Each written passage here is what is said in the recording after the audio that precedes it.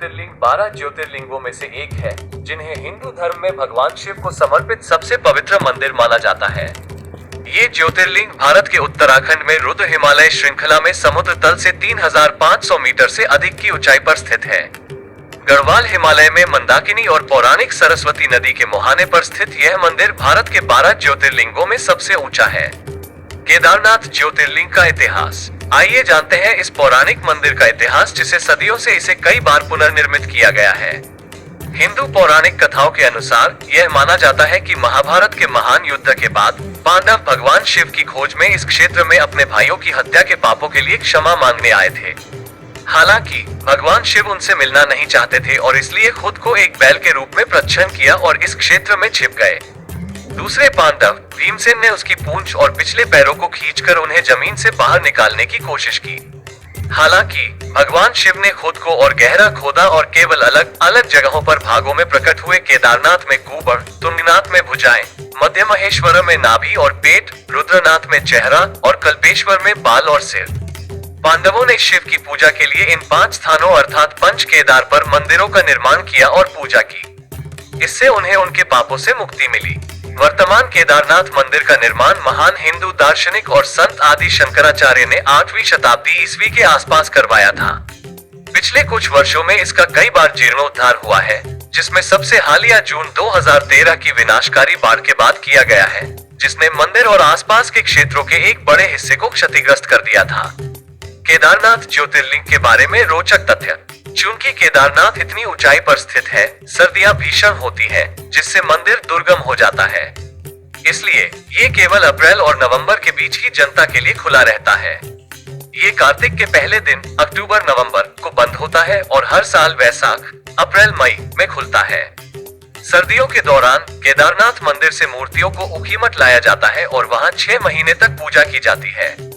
2013 की बाढ़ में जबकि आस-पास के क्षेत्रों को गंभीर क्षति हुई थी, स्वयं केदारनाथ मंदिर प्रभावित नहीं हुआ था।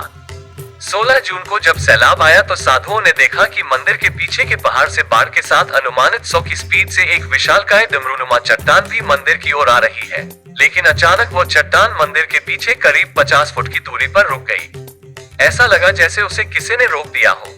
चट्टान के कारण बाढ़ का तेज पानी 2 भागों में कट गया और मंदिर के दोनों ओर से बहकर निकल गया। उस वक्त मंदिर में लगभग 500 लोग शरण लिए हुए थे।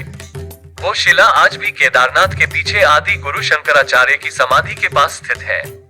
आज इस शिला को भीम शिला कहते हैं। लोग इस शिला की पूजा करने लगे हैं। भगवान शिव का नाम कैसे पड़ा केदार? स्कंद पुराण में भी केदार तीर्थ की बड़ी महिमा बताई गई है। इस पुराण में उल्लेख है कि एक बार माता पार्वती ने शिव जी से केदार क्षेत्र के बारे में पूछा।